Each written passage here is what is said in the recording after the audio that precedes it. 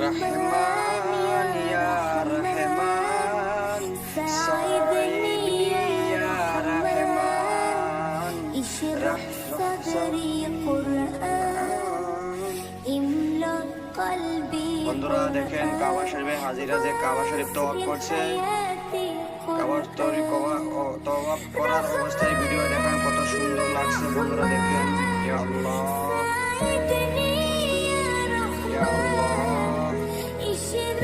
আল্লাহ পাক যেন আমাদের সবাইকে কাবা শরীফে যাওয়ার তৌফিক দান করে।